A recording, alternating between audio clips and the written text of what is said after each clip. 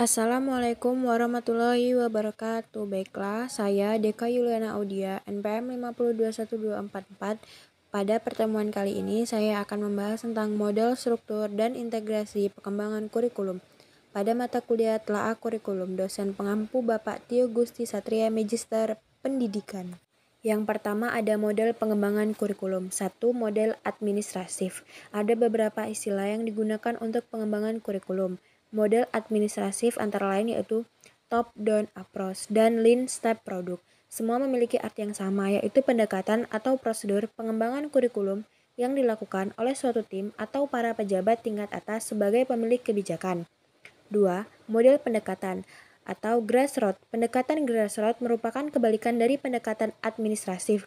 Pendekatan grassroots yang disebut juga dengan istilah pendekatan bottom up, yaitu suatu proses pengembangan kurikulum yang diawali dari keinginan yang muncul dari tingkat bawah, yaitu sekolah sebagai satuan pendidikan atau para guru. 3. Model demonstrasi. Model demonstrasi pada dasarnya bersifat grassroots, datang dari bawah. Model ini diprakasai oleh sekelompok guru atau sekelompok guru bekerja sama dengan ahli yang bermaksud mengadakan perbaikan kurikulum. 2. Model integrasi kurikulum. 1. Pendekatan kurikulum. Dalam teori kurikulum, setidaknya terdapat 4 pendekatan yang dapat digunakan dalam pengembangan kurikulum, yaitu pendekatan subjek akademis, pendekatan humanistik, pendekatan teknologis, pendekatan rekonstruksi sosial.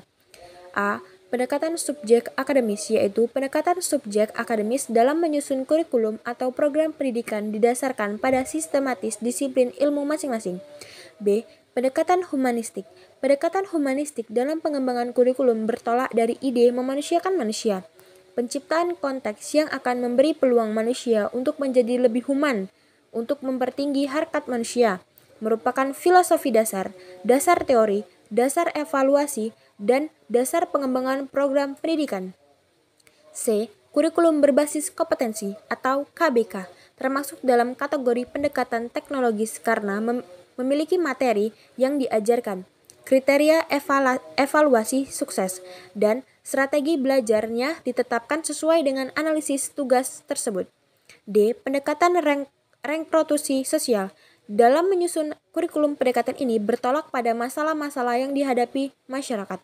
Proses pendidikan atau pengalaman peserta didik berbentuk kegiatan-kegiatan belajar kelompok yang mengutamakan kerjasama antar peserta didik dan peserta didik dengan guru. Struktur kurikulum SD ada kompetensi inti, kompetensi dasar, mata pelajaran, dan beban belajar.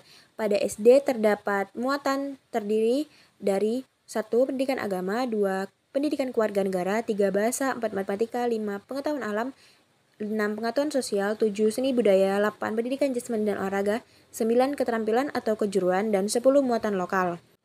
Dapat diorganisasikan dalam satu atau lebih mata pelajaran sesuai dengan kebutuhan satuan pendidikan atau program pendidikan.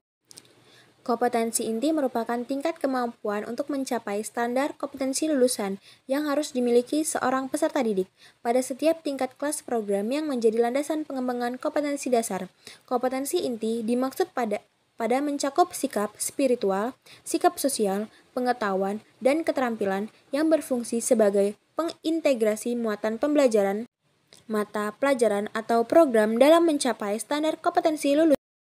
Kompetensi dasar merupakan tingkat kemampuan dalam konteks muatan pembelajaran, pengalaman belajar, atau mata pelajaran yang mengacu pada kompetensi inti.